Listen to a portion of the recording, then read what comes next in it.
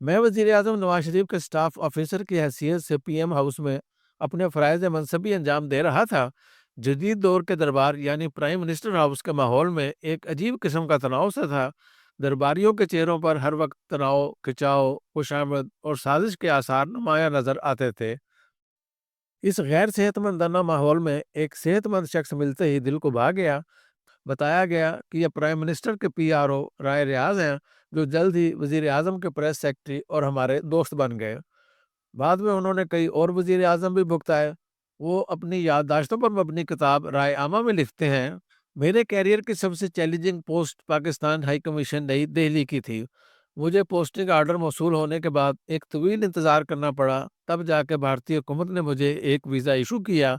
یہ میری بیرون ملک تیسری پوسٹنگ تھی اور وہاں پر کام کرنے کے بعد ایک فخر محسوس ہوتا تھا کہ وطن عزیز کی کوئی خدمت کی ہے۔ دہلی ایئرپورٹ پر اترتے ہی ایسے محسوس ہوا کہ ہم لاہور کے بادامی باغ بس اسٹینڈ پر آ گئے ہیں۔ کالے کالے اور کمزور بھارتیوں کو دیکھ کر مزید برتری کا احساس ہوا۔ ہائی کمیشن کا سٹاف ایئرپورٹ پر لینے کے لیے آیا ہوا تھا۔ وہاں پر میرے پیش رو کامران علی خان تھے، جو خود ایئرپورٹ پر نہ آئے۔ حالانکہ ایک ٹریڈیشن رہی ہے کہ آنے والے افسر کو جانے والا افسر ایئرپورٹ پر ریسیو کرتا ہے۔ کامران خان ویسے بھی ڈھیلے افسروں میں شمار ہوتے تھے۔ وہ پروفیسر اشفاق علی خان کے صاحبزادے تھے، جو گورنمنٹ کالج لاہور کے انگریزی لٹریچر کے پروفیسر تھے۔ ان کے شاگرد بیوروکریسی میں ہر طرف موجود تھے، جس وجہ سے وہ نوکری میں فائدے اٹھاتے رہے۔ میرے دہلی جانے سے پہلے ہی میرے فیصل آباد کے بزنس مین دوست میاں شفیق نے دہلی کے کرول باغ میں ایک مسلمانوں کے ہوٹل میں میری بکنگ کرا دی تھی، جہاں ان کے بقول حلال کھانا ملتا تھا۔ سٹاف نے ہوٹل پہنچا دیا۔ اگلے دن کامران خان سے ملاقات ہوئی، جنہوں نے گلہ کیا کہ میں نے اپنے آنے کا نہیں بتایا۔ میں نے انہیں بتایا کہ ڈی جی ای پی ایکسٹرنل پبلسٹی کے دفتر سے انہیں بارہا کالیں کی گئیں، مگر انہوں نے فون ہی نہیں اٹھایا۔ ایک ہفتے کے اوور لیپنگ پیریڈ میں ان سے کوئی خاص رہنمائی نہ ملی۔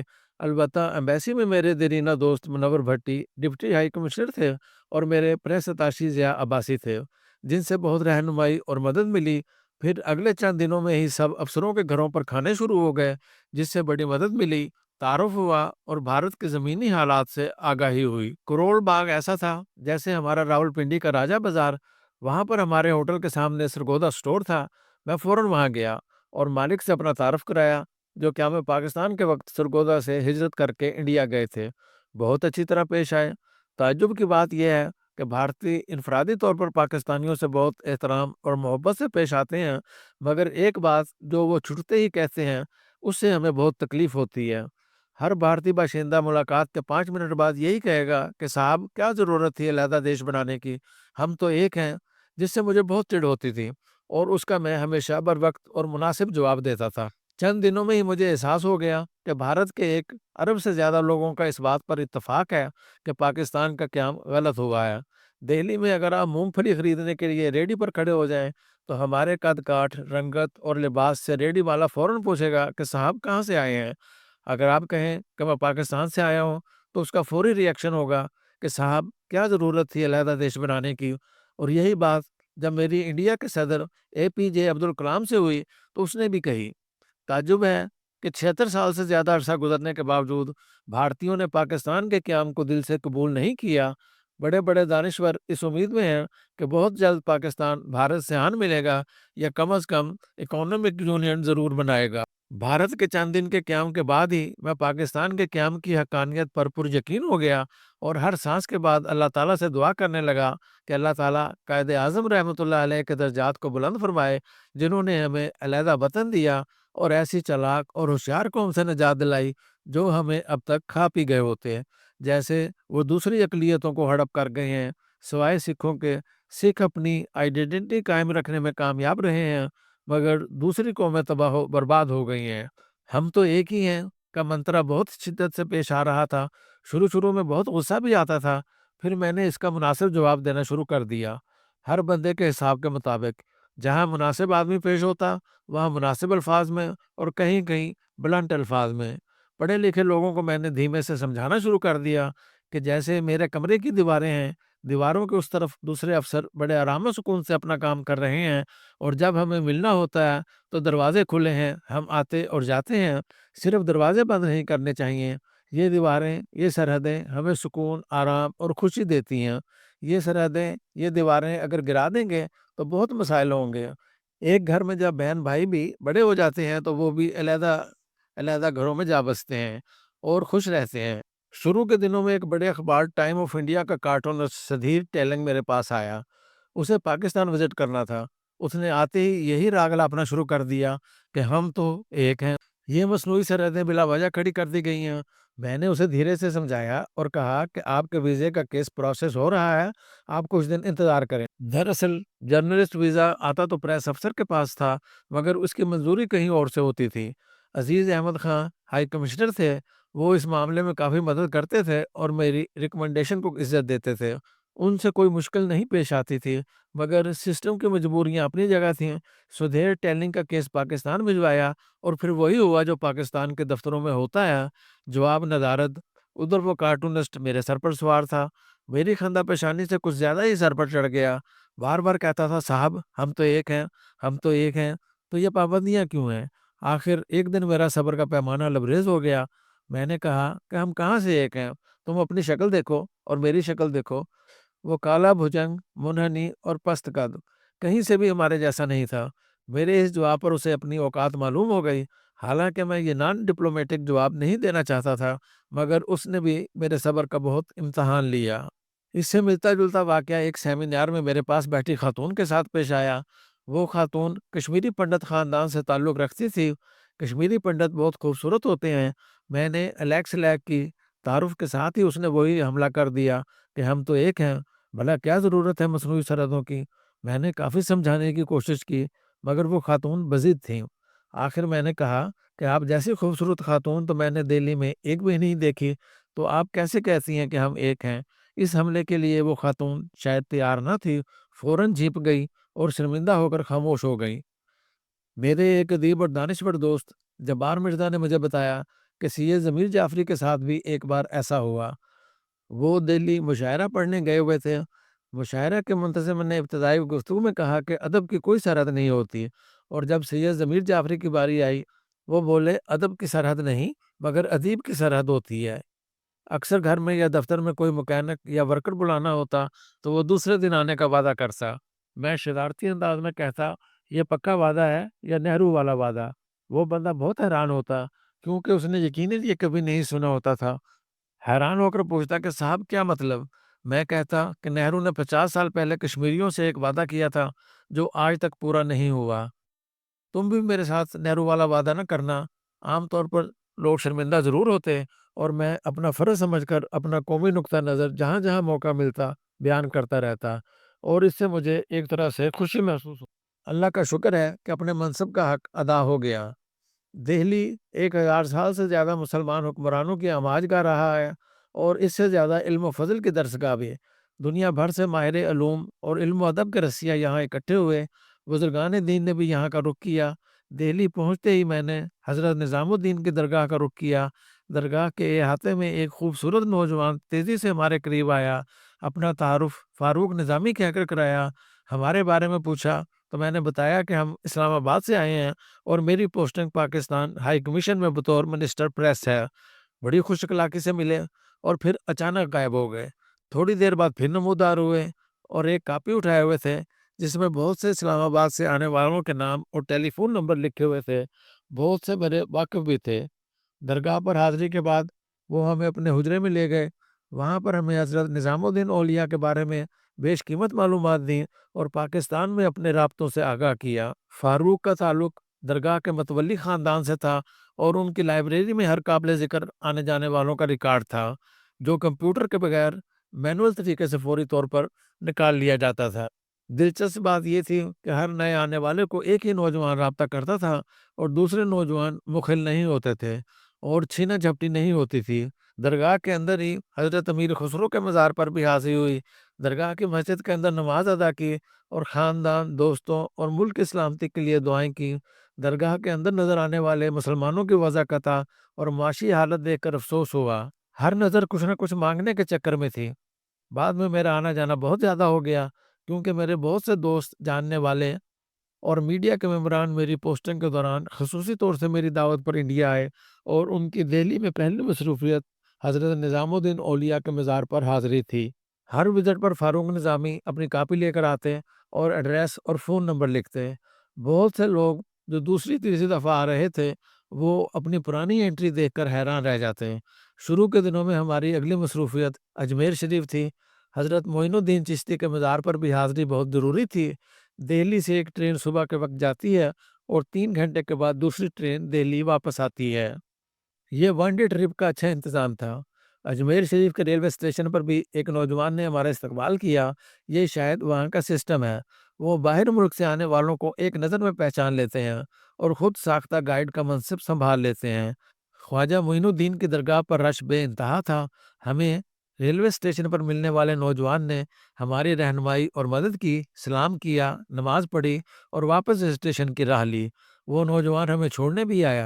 اسٹیشن اور درگاہ کا فاصلہ 10 منٹ کا پیدل کا سفر ہے۔ بھارتی ریلوے سروس بہت اچھی ہے، سیٹوں کے مطابق ریزرویشن ہوتی ہے، ٹرینیں وقت پر چلتی ہیں، راستے میں صاف ستھرا کھانے پینے کا انتظام ہوتا ہے۔ ہم نے اکثر دہلی سے امرتسر اور امرتسر سے دہلی کا سفر بھی ریلوے کے ذریعے کیا، جو شتابدی ایکسپریس کہلاتی ہے اور بہت اچھی سروس ہے۔ امرتسر کا ایک ٹیکسی ڈرائیور فوجی تھا جو ہمارے آنے جانے والے مہمانوں کا ٹکٹ بھی خرید کر رکھتا تھا، اور جب ہم خود آتے جاتے تو اس کا حساب بے باک کر دیتے۔ ریٹائرڈ فوجی سکھ تھا۔ سردار ویسے بھی کھلے دل کے اور لین دین میں بہت اچھے ہیں اور ہمارے ساتھ بہت فرینڈلی ہیں۔ پہلے ہفتے میں ہی جو جوائننگ ٹائم تھا، میں نے اجمیر شریف کے بعد آگرہ کا پروگرام بھی بنایا۔ بعد میں ہمارے بیچ میٹ اور دوست نوید آفتاب احمد اور سابق سیکرٹری انفارمیشن منصور سہیل کے ساتھ پھر وزٹ کیا۔ تاج محل آگرہ واقعی دنیا کی خوبصورت ترین چیز ہے۔ یقین نہیں آتا کہ یہ شاہکار انسان نے تخلیق کیا ہے، مگر آگرہ شہر اتنا گندا اور غلیظ ہے کہ الامان، ہر طرف گائیں، سور اور بندر گھومتے پھرتے نظر آتے ہیں۔ تاج محل تو بس یوں ہے کہ جیسے کسی نے ہیرے جواہرات سے جڑا ہوا تاج کسی کوڑے کے ڈھیر پر رکھ دیا ہو۔ تاج محل کا نظارہ قلعے کی اس کھڑکی سے بہت دل فریب ہے جہاں سے شاہجہاں بیٹھ کر نظارہ کیا کرتا تھا۔ دریائے جمنا البتہ سوکھ چکا ہے، مگر تاج محل اپنی آب و تاب سے قائم ہے۔ محبت کی ایک یادگار کے طور پر اور ممتاز محل اور شاہجہاں کی یاد دلاتا ہے۔ بھارت کی سرزمین پر جگہ جگہ مسلمانوں کی مہر ثبت ہے۔ دہلی کے اندر اورنگ زیب روڈ، شاہجہاں روڈ اور اکبر روڈ وغیرہ جگہ جگہ مسلمانوں کی یاد دلاتے ہیں۔ دہلی کے ایک ہوٹل کلیریجز میں جہاں مسلم لیگ کے اجلاس ہوتے تھے کے سامنے ایک نہایت خوبصورت گھر ہے جو اب بھی اپنی آب و تاب کے ساتھ قائم ہے۔ یہ گھر 1 اورنگ زیب روڈ قائد اعظم کی ملکیت تھا۔ قائد اعظم نے ہوٹل میں ٹھہرنے کے بجائے اس گھر کی تعمیر یا خرید کو فوقیت دی۔ جب گاندھی دہلی کانگریسیوں کے گھروں میں رہتے تھے، اس وقت قائد اعظم اس عظیم الشان گھر میں 6 گاڑیوں اور 5 ڈرائیوروں کے ساتھ قیام پذیر تھے۔ بابائے قوم کی ہر بات ہمارے لیے قابل فخر ہے۔ دہلی پہنچ کر پہلا ہفتہ تو کروڑ باغ کے ہوٹل میں گزارا، پھر کامران خان نے سرکاری گھر خالی کیا تو ہم اس میں شفٹ ہو گئے۔ گھر کیا تھا؟ ایک کھنڈر نما بڑا سا گھر تھا۔ چونکہ دہلی میں ایک ہفتہ گزار کر ہم کھنڈرات کے عادی ہو چکے تھے، اس لیے کوئی اتنا شاک نہیں ہوا۔ شاک تو اگلے دن ملنا شروع ہوئے۔ کامران خان پری کامن کے انفارمیشن گروپ کے افسر تھے، گورنمنٹ کالج کے پروفیسر اشفاق خان کے بیٹے تھے جس کے شاگرد پوری بیوروکریسی میں موجود تھے، اس لیے ان کی مرضی کے بغیر کوئی انہیں ہلا نہیں سکتا تھا۔ اس طرح 2 3 ٹینیور وہاں موجود رہے۔ ان کے بنگلے میں رات گزارنے کے بعد اگلی صبح جب اٹھے تو پہلا احساس یہ ہوا کہ گھر میں روشنی بہت کم ہے۔ اتنے میں ایمبیسی کا سٹاف آ گیا تو میں نے ایک لڑکا جو ذرا ہوشیار تھا سے پوچھا کہ یار اس گھر میں روشنی کیوں کم ہے؟ اس نے کافی غور و فکر کے بعد دریافت کیا کہ لائٹیں جو لگی ہیں وہ بہت گندی ہیں۔ تو میں نے کہا کہ کل 2 مزدور لے کر آؤ اور سارے گھر کو صاف کراؤ۔ دوسرے دن وسیع پیمانے پر صفائی کا مرحلہ شروع ہوا۔ سب سے پہلے لائٹوں کی باری آئی۔ بلبوں کے گرد جو گلوب لگے ہوئے تھے انہیں اتار کر دھویا تو گھر بالکل روشن روشن ہو گیا۔ اس کے بعد دوسری پریشانی لاحق ہوئی کہ کارپیٹ اور فرنیچر بہت گندا تھا، جو روشنی کم ہونے کے باعث عیاں نہیں تھا۔ اب جو روشنی بڑھی تو سگریٹوں سے جلے ہوئے کارپیٹ اور دیگر داغ دھبے عیاں ہو گئے۔ سو پہلا کام یہ کیا کہ کارپیٹ اٹھا کر باہر پھینکے۔ کارپیٹ اٹھانے کے بعد اس سے بڑی پریشان کن صورتحال سے دوچار ہونا پڑا۔ کارپیٹس کے نیچے منو مٹی فرش پر موجود پائی گئی۔ اندازہ ہوا کہ پچھلے 10 سال سے کسی نے ان کارپیٹس کو اٹھانے کی زحمت یا جرت نہیں کی۔ اب ایک بالٹی جو دستیاب تھی اس کو جھاڑو اور ڈفلے کی مدد سے مٹی اٹھانا شروع کی۔ خدا جھوٹ نہ بلوائے، صرف ڈرائنگ روم سے 9 بالٹیاں مٹی کی نکلیں۔ حساب لگایا تو کامران خان اور ان سے پہلے مفتی جمیل الدین وہاں 9 سال مقیم رہے تھے۔ صفائی کے بعد ابھی ہم تھک ہار کر سانس لینے کے لیے بیٹھے تو فون کی گھنٹی بجی۔ دوسری طرف کوئی صاحب تحکمانہ لہجے میں پوچھ رہے تھے کہ آپ پاکستان کے نئے پریس منسٹر ہیں؟ میں نے عرض کی جی جناب۔ انہوں نے نام پوچھا تو میں نے اپنا نام بتایا۔ ساتھ ہی فرمانے لگے کہ میں اس مکان کا مالک ہوں جس میں آپ رہ رہے ہیں، اور ساتھ ہی بولا کہ آپ اس مکان میں مفت رہ رہے ہیں۔ مجھے کچھ سمجھ نہ آئی۔ عرض کیا جناب مجھے تو اس مکان میں صرف 1 رات اور 2 دن گزارنے کا شرف حاصل ہوا ہے، مگر مفت رہنے والی بات سمجھ نہیں آئی۔ کہنے لگے اس مکان کا پچھلے 6 مہینے سے پاکستان ہائی کمیشن نے کرایہ ادا نہیں کیا، تو کیا آپ مفت رہنا چاہتے ہیں؟ دشمن ملک میں ایک بنیے کے ان تابڑ توڑ حملوں سے میری راجپوتی شان کافی مجروح ہوئی، مگر میں نے ڈپلومیسی کا سہارا لیتے ہوئے کمال ضبط کا مظاہرہ کیا۔ بنیے کی ساری بدتمیزی کا جواب بڑی شائستگی سے دیا، جو میں عام حالات میں کبھی نہ کرتا، اور فوراً پنجابی زبان میں مالک مکان کی شان میں گستاخی کر بیٹھتا۔ میں نے اس بنیے کو سمجھایا کہ جہاں 6 مہینے گزارے ہیں آپ کچھ دن اور صبر کر لیں، میں آپ کا سارا بقیہ ادا کر دوں گا۔ ساری رات سوچ و بچار اور اپنے افسروں کی لاپرواہی اور نالائکی پر کڑتے ہوئے گزری۔ صبح ہائی کمیشن جا کر ڈپٹی ہائی کمشنر منور بھٹی مرحوم جو دیرینہ دوست تھے انہیں ساری رام کہانی سنائی۔ انہوں نے کامران خان کی شان میں پنجابی زبان میں کافی گستاخیاں فرمائیں اور کہا کہ اس میں ہائی کمیشن کا کوئی قصور نہیں ہے، کچھ سیلنگ بڑھنے کا ایشو تھا، اور دوسرے بجٹ کی ری اپروپریشن کافی عرصے سے وزارت اطلاعات میں پھنسی ہوئی ہے، اور یہ سب آپ کے پیشرو کی سستی اور نااہلی ہے۔ منور بھٹی سے ساری صورتحال جاننے کے بعد میں نے کامران خان کو تلاش کرنا چاہا تو پتہ چلا کہ وہ پریس اتاشی ضیاء عباسی کے ساتھ شملہ کی آخری سیر کو روانہ ہو چکے ہیں۔ میری پی آر چونکہ سیکٹری سے لے کر سیکشن افسر تک ہوتی ہے، میں نے سیکشن افسر، جوائنٹ سیکٹری اور ڈائریکٹر سیکٹری آفس کو SOS کالنگ کرنی شروع کر دی۔ نتیجہ ری اپروپریشن کا لیٹر اور کرائے کی منظوری شام تک تیار ہو گئی اور فیکس پر اس کی کاپی بھی آ گئی۔ ایک مرحلہ بخوبی طے ہوا، مگر میں کچھ اور سوچ رہا تھا۔ پتہ چلا کہ دہلی میں مکانوں کے کرائے بہت بڑھ چکے ہیں، اور پھر سب لوگ پاکستانی ڈپلومیٹس کو مکان دیتے بھی نہیں ہیں۔ نتیجہ یہ ہوا کہ پاکستانی مشن کے تمام افسران غالباً انڈیا کی ہوشیاری کی وجہ سے وسنت وہار میں شفٹ ہوتے گئے۔ خوش قسمتی سے ایمبیسی میں میرے اور بھی پرانے دوست معظم خان اور خالد جمالی بھی موجود تھے۔ دونوں نہایت ہی باوقار، وفادار اور ہیلپ فل تھے۔ ان سب سے مل کر کافی رہنمائی اور مدد ملی۔ ان سب کی مدد سے اور منسٹری کے دوستوں کی فراخ دلانہ کوششوں سے مکان کا کرایہ 2 دن میں ادا ہو گیا، لیکن میں نے بھی فیصلہ کیا کہ اب میں بھی جہاں فارن آفس کے لوگ رہتے ہیں وہاں شفٹ کروں گا، مگر اس میں بہت بڑی مشکل درپیش تھی جو کہ میرے تصور سے بھی زیادہ تھی۔ وسنت وہار میں معقول مکان کا کرایہ 4 سے 4.5 لاکھ ماہانہ تھا، جبکہ جس مکان میں ہمارا افسر رہتا تھا اس کا کرایہ 1 لاکھ سے بھی کم تھا۔ ہمارے ملک کے مالی حالات ہمیشہ دگرگوں رہے ہیں، اس وقت بھی کم نہ تھے، اور 1 لاکھ سے یکدم 4 لاکھ کرایہ لینا جو شیر لانے سے بھی زیادہ جان جوکھوں کا کام تھا۔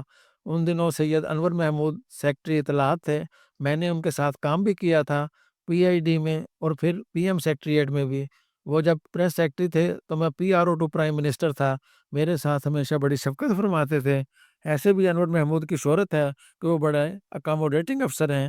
میں نے اگلے ہی دن ایک DO لیٹر ڈائریکٹ سیکٹری اطلاعات سید انور محمود کو لکھا اور ڈائریکٹر سیکٹری آفس کو درخواست دی کہ ابھی جا کر سیکٹری صاحب کو ذاتی طور پر دے آؤ۔ DO لیٹر لکھنے کے بعد جتنی قرآنی صورتیں یاد تھیں اور درود شریف کا ورد شروع کر دیا۔ منور بھٹی نے جب سنا کہ میں نے سیکٹری کو DO لیٹر لکھا ہے تو اس نے کہکا لگایا اور کہا یار رائے تمہاری منسٹری بہت کنجوس ہے، 4 لاکھ روپیہ کبھی بھی منظور نہیں کرے گی۔ ساتھ ہی میری امیدوں پر اوس پڑ گئی۔ دن گزرتا جا رہا تھا اور منسٹری سے کوئی جواب نہیں آ رہا تھا۔ میری نظریں فیکس اور ٹیلی فون پر تھیں۔ بے چینی کا یہ عالم تھا کہ کچھ کھانے پینے کو بھی دل نہیں چاہ رہا تھا۔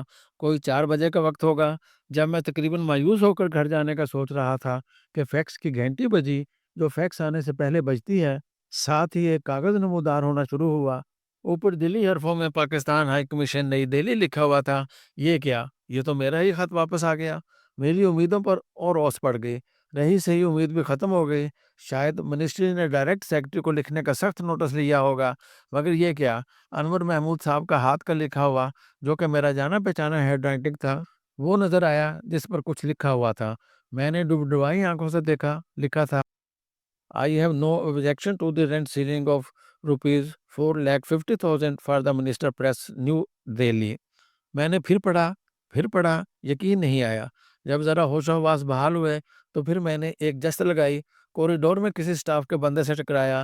اس وقت تک مجھے لوگ پہچانتے نہیں تھے۔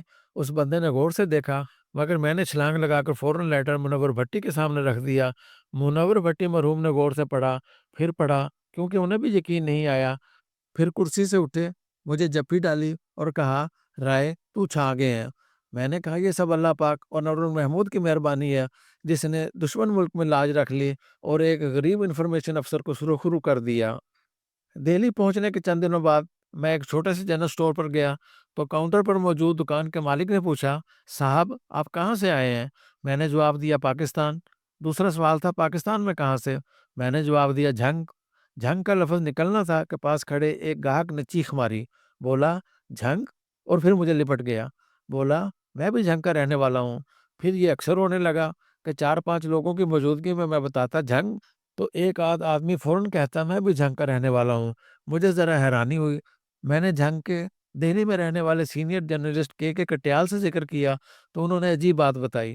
انہوں نے کہا کہ تقسیم ہند کے بعد جب مشرقی پنجاب اور مغربی پنجاب سے مائیگریشن ہوئی تو پاکستان کے ضلع جھنگ سے آنے والے ہندوؤں کو ضلع روہتک الاٹ ہوا اور اسی طرح روہتک سے جانے والوں کو ضلع جھنگ الاٹ ہوا۔ اس لیے جھنگ میں روہتک کے رہنے والے زیادہ ہیں اور روہتک میں رہنے والے زیادہ جھنگوی ہیں۔ پھر یوں ہوا کہ روہتک چونکہ دہلی کے قریب تھا، اس لیے بہت سے لوگ دہلی میں سیٹل ہو گئے۔ اب تقریباً ہر 5واں آدمی جو دہلی میں رہائش پذیر ہے وہ جھنگ سے آیا ہے۔ تھوڑے ہی عرصے میں جھنگ والوں کو معلوم ہو گیا کہ پاکستانی ہائی کمیشن میں جھنگ سے ایک سینئر افسر آیا ہے، تو میرے پاس جھنگوی ملاقاتیوں کا تانتا بند گیا۔ آنے والے زیادہ تر جھنگ جانے والے تھے، جن کی میں نے دل کھول کر مدد کی اور ویزے دلوائے اور جھنگ کا وزٹ کروایا۔ دہلی پبلک سکول کے چیئرمین بھی جھنگ کے رہنے والے تھے۔ دہلی پبلک سکول انڈیا کا سب سے بڑا اور قابل احترام سکول ہے، جس کی 114 ملکوں میں برانچیں ہیں۔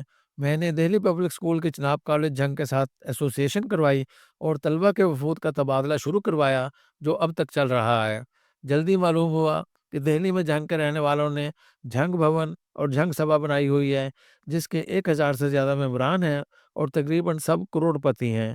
دہلی کے جھنگوی حضرات کو دیکھ کر میں نے پاکستان آ کر ان کے کاوشوں کا ذکر جھنگ آفیسرز ایسوسیشن میں زور شور سے کیا، جس سے متاثر ہو کر دوستوں نے لاہور میں جھنگ ہاؤس بنانے کا فیصلہ کیا، جس کی زمین ہمارے اس وقت کے صدر ایسوسیشن جسٹس منظور سیال نے دی اور باقی دوستوں کی مدد سے یہ جھنگ ہاؤس تیار ہو گیا، جہاں پر ہماری میٹنگز ہوتی ہیں۔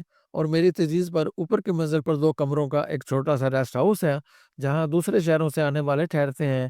چنیوٹ تحصیل کو ضلع کا درجہ ملنے کے بعد اس کا نام اب جھنگ چنیوٹ ہاؤس ہو گیا ہے۔ ذرا سیٹل ڈاؤن ہونے کے بعد میں نے ہائی کمیشن کے پرانے افسروں سے دہلی کے بارے میں بھرپور بریفنگ لینی شروع کی۔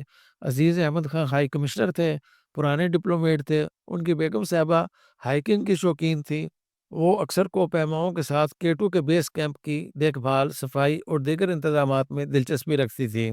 عزیز احمد خان مختلف بھارتی دانشوروں، میڈیا پرسن اور سوشل ایکٹیوسٹ کے ساتھ اچھی گفتگو کرتے تھے اور بہت ہی منطقی انداز میں پاکستان کا قومی نقطہ نظر بیان کرتے تھے۔ ان کے ساتھ ڈپٹی ہائی کمشنر منور بھٹی سیالکوٹ کے رہنے والے تھے۔ ان سے پہلے اسلام آباد میں کئی ملاقاتیں تھیں، خاص طور سے ہمارے کامن دوست حاجی احمد ملک مرحوم کے ساتھ۔ بہت ہی یار باش آدمی تھے، ملنسار اور اچھی گپ شپ لگانے والے۔ دہلی سے آ کر وہ نیوزی لینڈ، بیلجیم، لگزمبرگ اور یورپی یونین برسلز میں سفیر رہے۔ ان کی طرف سے اچھی رہنمائی اور مدد ملی۔ ان دونوں کے بعد شاہد ملک سفیر بن کر آئے اور فارن آفس کے انتہائی پڑھے لکھے افسر Afrasiab Qureshi Hashmi deputy high commissioner بن کر آئے۔ افراسیاب صاحب کی انڈیا کی دوسری پوسٹنگ تھی۔ افراسیاب کا تعلق مظفر گڑھ کی تحصیل کوٹادو سے ہے۔ شاہد ملک عزیز خان سے زیادہ کھلے ڈلے تھے۔ ان سے میری کافی اچھی گپ شپ اور انڈرسٹینڈنگ ہو گئی۔ وہ بھی میرا بہت خیال رکھتے اور ہر ریکویسٹ کو خندہ پیشانی سے قبول کرتے۔ افراسیاب کئی کتابوں کے مصنف اور چہرہ شناسی کے ماہر تھے۔ ان کی دہلی میں اصل شہرت فیس ریڈنگ کی صلاحیت کی تھی۔ سرائکی علاقے کے نہایت اعلیٰ قریشی زمیندار خاندان سے تعلق تھا اور اسی طرح رکھ رکھاؤ میں اپنی مثال آپ تھے۔ ان کی بیگم صاحبہ بھی حد درجہ نفیس اور شفیق خاتون تھیں۔ مجھے دہلی میں علم و دانش کے مراکز کی تلاش تھی۔ دہلی جو کہ گزشتہ 1000 سال سے دارالحکومت رہا ہے، وہاں پر دانشوروں، صوفیہ بزرگوں اور بزنس مینوں نے اپنا ٹھکانہ بنایا۔ وہاں پر سیکھنے اور جاننے کے لیے بہت کچھ تھا جس کی مجھے تلاش تھی۔ پتہ چلا کہ دہلی میں دانشوروں کا اصل مرکز انڈیا انٹرنیشنل سینٹر ہے۔ یہ وہ ادارہ ہے جہاں پر مقامی اور دنیا بھر کے دانشور مختلف موضوعات پر نہ صرف ریسرچ میں مشغول رہتے ہیں بلکہ روزانہ کئی سیمینار، سمپوزیم اور کانفرنسز ہوتی رہتی ہیں۔ میں نے تھوڑی سی تقاضوں کے بعد وہاں کی ممبرشپ حاصل کر لی۔ مجھے بتایا گیا کہ میں پہلا پاکستانی ڈپلومیٹ ہوں جسے یہ اعزاز دیا گیا۔ انہی دنوں انہوں نے بہار کے چیف منسٹر لالو پرساد یادیو کو صرف اس لیے ممبرشپ نہ دی کہ وہ دلت کمیونٹی سے تعلق رکھتا ہے۔ میری ممبرشپ نے میرے لیے دہلی کے دروازے کھول دیے۔ میں اکثر وہاں مختلف کانفرنسوں میں شریک ہوتا اور اپنے حلقہ احباب میں اضافہ کرتا۔ ایک دن معلوم ہوا کہ ملکہ ترنم نور جہاں پر ایک سیمینار ہو رہا ہے جہاں پر ایک صاحب اپنا مقالہ پیش کریں گے۔ میں نے سوچا اس میں جانے کا کیا فائدہ، نور جہاں کو ہم سے زیادہ تو دہلی والے نہیں جانتے ہوں گے، مگر پھر بھی میں اس لیے چلا گیا کہ اس شام کو کوئی اور مصروفیت نہ تھی۔ پتہ چلا کہ جو صاحب اس شام لیکچر دے رہے تھے وہ 15 سال سے نور جہاں کے فن پر تحقیق کر رہے ہیں۔ ان کا لیکچر سن کر اب میرے حیران اور پریشان ہونے کی باری تھی، بلکہ شرمندہ بھی، کیونکہ ہم نے کبھی ریسرچ اور تحقیق کی طرف توجہ ہی نہیں دی۔ ہم تو روز روز کے مسائل کا شکار ہیں اور صرف مسائل کا عارضی حل تلاش کرتے ہیں یا پھر فائر فائٹنگ کرتے ہیں۔ دہلی انٹرنیشنل سینٹر میں ڈاکٹر گوپی چند نارنگ سے ملاقات ہوئی اور انہوں نے مجھے ہمیشہ کے لیے اپنا گرویدہ کر لیا۔ اردو ادب اور علامہ اقبال کے ماہر ڈاکٹر گوپی چند علم و ادب کے عظیم خزانہ ہیں۔ انہوں نے 1.5 گھنٹہ علامہ اقبال پر اپنا مقالہ پیش کیا اور پورا حال دم بخود ان کی علمی گفتگو سنتا رہا۔ ڈاکٹر نارنگ نے مجھے اپنی کتابیں دستخطوں کے ساتھ عطا کیں جو میری لائبریری کی زینت ہیں۔ میری لائبریری کا معاملہ بھی عجیب ہے۔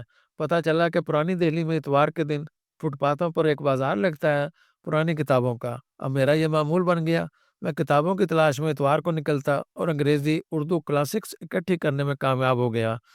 امرتا پرریتم کی رسیدی ٹکٹ میں نے وہاں سے 10 روپے میں خریدی اور مولانا آزاد کی غبار خاطر 20 روپے میں۔ یوں جب دہلی سے میں پوسٹنگ گزار کر واپس آیا تو میرے ٹرک میں زیادہ کتابیں اور گھر کا سامان کم تھا۔ پاکستان اور بھارت کے درمیان تعلقات اتار چڑھاؤ کا شکار رہے ہیں۔ پاکستان کے بابائے قوم قائد اعظم محمد علی جناح نے اپنا ممبئی کا گھر اپنے پاس رکھا اور جواہر لال نہرو کو پیغام بھجوایا کہ میرے گھر کا خیال رکھنا۔ غالباً ان کے خیال میں دونوں ریاستوں کے درمیان ایسے تعلقات کا نقشہ تھا کہ دو ہمسایہ ملک امن و سکون اور ایک دوسرے کا احترام کرتے ہوئے رہیں گے، مگر کشمیر کا مسئلہ، ریاست جونا گڑھ اور حیدرآباد دکن کا زبردستی طاقت کے زور پر بھارتی قبضہ، متحدہ ہندوستان کے وقت کے اثاثوں کی دونوں ریاستوں میں تقسیم اور پاکستان کا حصہ دینے سے بھارت کا انکار، ریڈ کلف ایوارڈ کے زیادتیوں، خاص طور پر گرداسپور اور فیروزپور کے مسلمان اکثریتی اضلاع کا بھارت کے ساتھ شمولیت تاکہ بھارت کو کشمیر تک زمینی راستہ مہیا ہو، ایسے تکلیف دہ مسائل تھے جن کی وجہ سے دونوں ریاستوں میں تعلقات بہتر نہ ہو سکے۔ پھر کچھ مخصوص مفادات نے تعلقات کو بہتر نہ ہونے دیا۔